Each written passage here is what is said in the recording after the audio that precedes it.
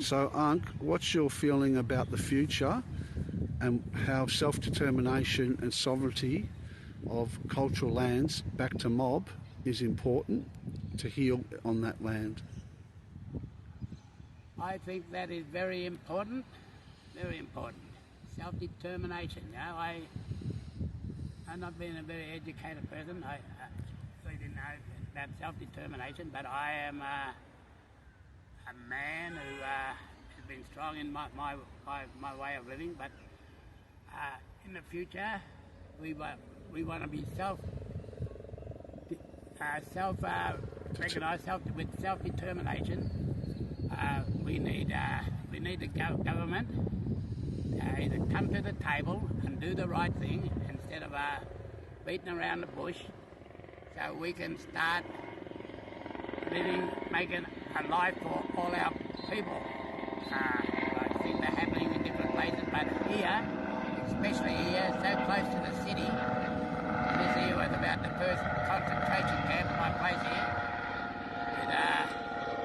people have got to know about it, and our children, we need to leave something for my children, my grandchildren, and my great-grandchildren, you know, so they can have a better life in this God-forsaken country that it is now, you know, and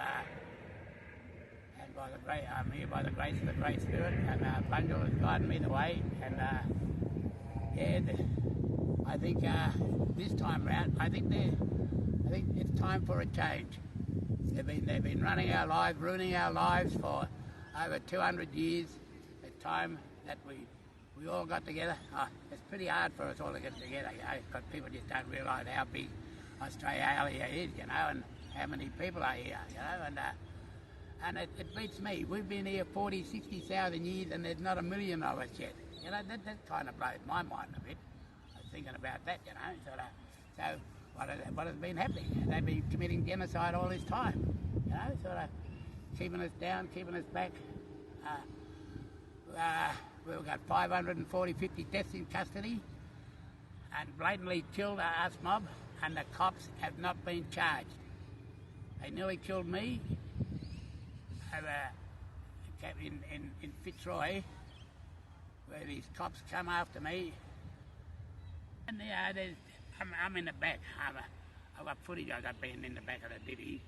I'm handcuffed, and the cuffs are on hard, and they talk, and the cop put his head in the window. Who are you to Mick? I said, Mick who? He said, Mick Edwards, Uncle Cousin. He said, I used to play football under him.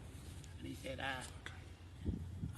these fellas will take you to a short trip to West Melbourne, which is West Melbourne. I end up from Wurundjeri country, I ended up in Bunurong country, way over there in Paran. I was thinking of having them up for kidnapping, you know, but they reckon it's got to be for money or something like that. But I did 4 hours locked up there, and I'm still fronting the charges today. This happened in 2019. The court's still going. I'm contesting their jurisdiction. No treaty. They never got a treaty. They've never got consent, and they've got no jurisdiction. And they know they got no jurisdiction, but because they got the army and all these fellas in blue, they got all these brain damaged people, brainwashed, you're brainwashed in there. As I was in Haiti, as I was in prison, as I was it's a brainwashed country. Unc, one thing I have to say, through this trauma that you've been through and the ups and downs, what Wes and I are fighting for with our Ocklaw group is self-determination, cultural healing on country, right, so this gammon can stop. Right, so that's it. We are the most jailed people since the days of apartheid South Africa, you mob there. Yep. And it cost 140 grand to keep a fella in prison when we need healing places, we need places to go and culture, places, rehab, so our people can get help in whatever. We've got all kind of disabilities in our thing, mental health things in our way. And instead of locking up in jail and spending all that money, keeping them behind bars when we can get our people out free and get back to culture, get back to country, being on country, and that's what we want. We want them out of the prison system, back on country.